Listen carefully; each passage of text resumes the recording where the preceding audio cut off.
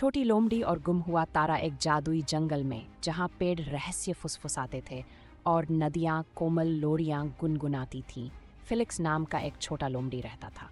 Felix कोई साधारण लोमड़ी नहीं था। उसे रात के आसमान को देखना, सितारों को गिनना और बादलों से परे रोमांच की कल्पना करना बहुत पसंद था। एक रात जब वह आसमान को देख रहा था तो उसने कुछ अजीब देखा। सबसे बड़ा, सबसे चमकीला तारा गायब था। फिलिक्स, ओह नहीं, तारा कहाँ गया? फिलिक्स हमेशा से मानता था कि हर तारे का अपना स्थान होता है और अगर कोई गायब है तो कुछ गड़बड़ जरूर हुई होगी।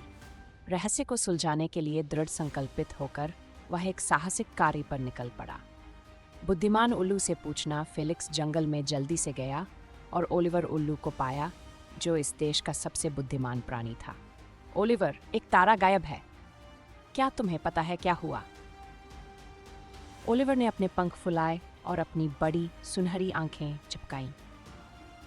आह युवा, मैंने कभी कभी शरारती हवा की फुसफुसाहट सुनी है जो चालें चलती है। शायद इसने तारे को उड़ा दिया हो। फिलिक्स के कान खड़े हो गए। फिलिक्स, तो मुझे हवा को ढूंढना चाहिए। ओलिवर ने सिर हिलाया। नाचते पत्तों के निशान का अनुसरण करो और ये तुम्हें हवा के घर तक ले जाएगा। फिलिक्स ने ओलिवर को धन्यवाद दिया और भाग गया। हवा उसके फर के माध्यम से सरसराहट कर रही थी। चंचल हवा से मिलना, नाचते पत्तों का अनुसरण करते हुए फिलिक्स एक पहाड़ी की चोटी पर पहुंच गया, जहां हवा घूम रही थी और घूम रही थी, एक बच्चे की तरह हंस रही थी। श्रीमान पवन, क्या आपने आकाश से तारा ले लिया? हवा उसके चारों ओर घूमी, उसके कानों को गुदगुदाया।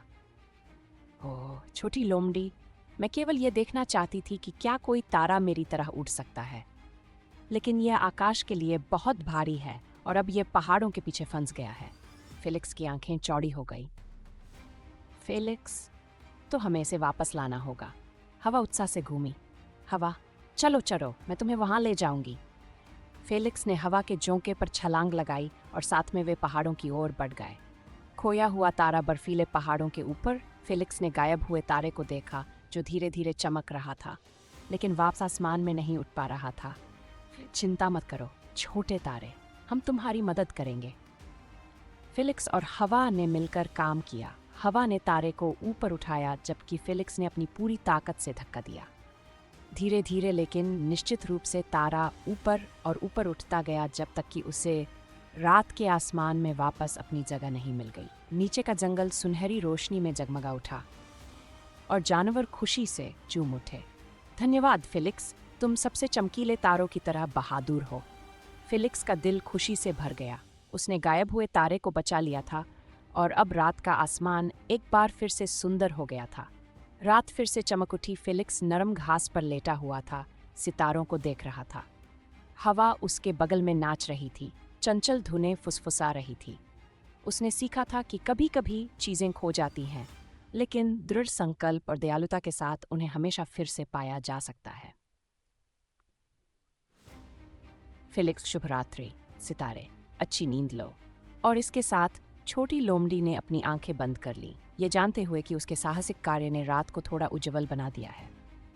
कहानी का नैतिक: चाहे आप कितने भी छोटे क्यों न हो, आप साहस और दयालुता के साथ महान काम कर सकते हैं।